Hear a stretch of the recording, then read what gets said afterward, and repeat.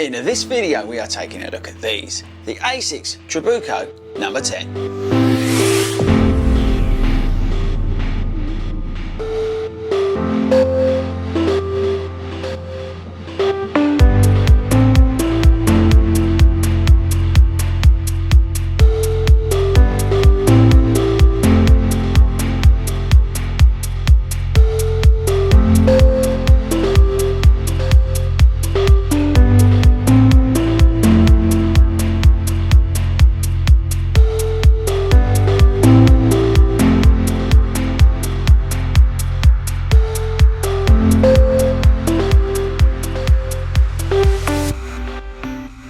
What is up everybody, and welcome to 40 Runs Trail HQ. Yeah, we've gone all trail on the channel, mainly because after sort of the training block of Edinburgh, I've been enjoying the trails again.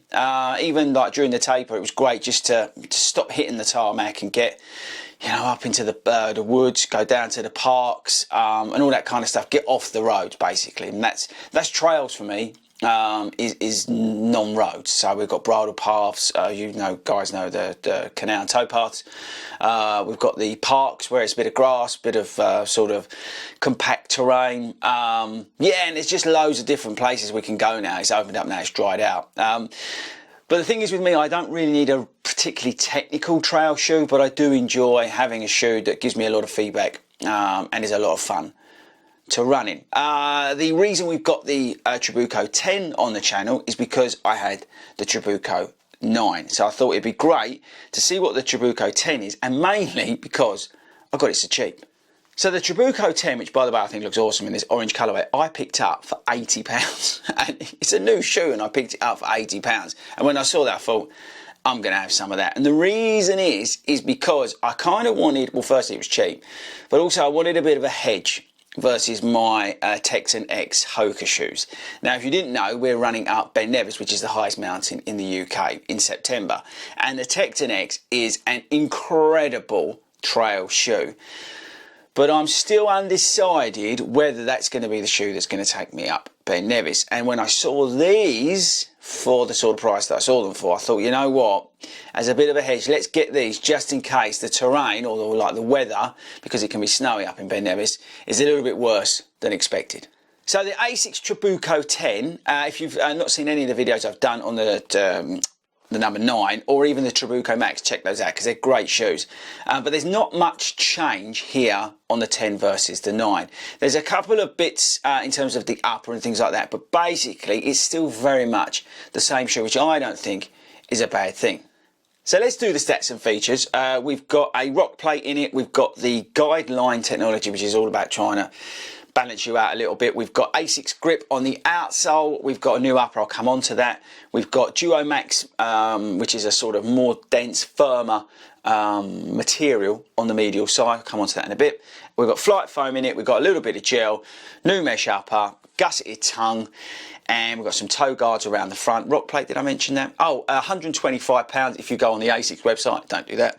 And what was the other thing? 8mm drop, that was it. It's got an 8mm drop. Okay, so firstly, number 9, apologies by the way for both of these shoes being dirty, but number 9 was the Gore-Tex version. It was heavy, and let's weigh them up, right? Now, we're going to add some weight on because of the mud on both of these shoes.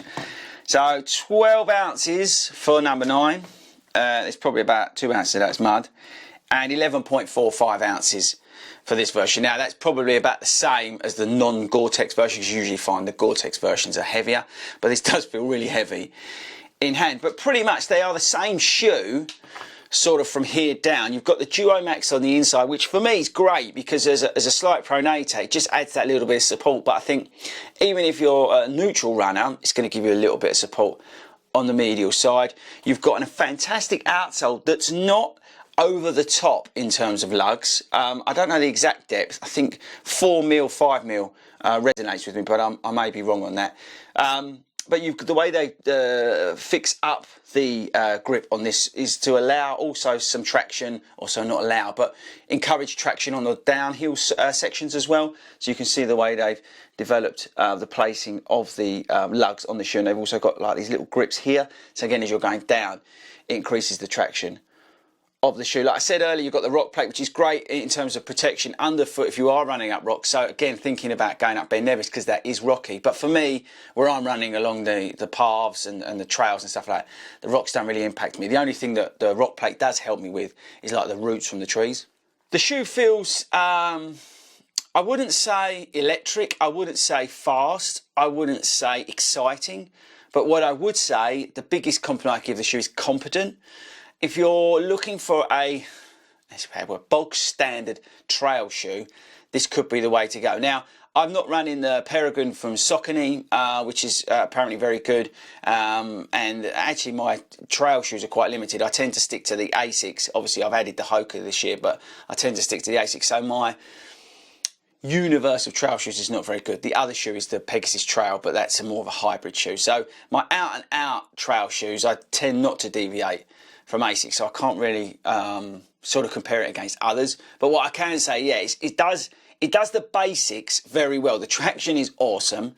The improvements to the upper, I would say, are good. And what they've done in terms of the toe box, they've redesigned the toe bumper, and they've put like these sort of, I don't know if it's going to come out in the camera, but like layered elements to give you the protection around the front of the shoe, so it's not so built up.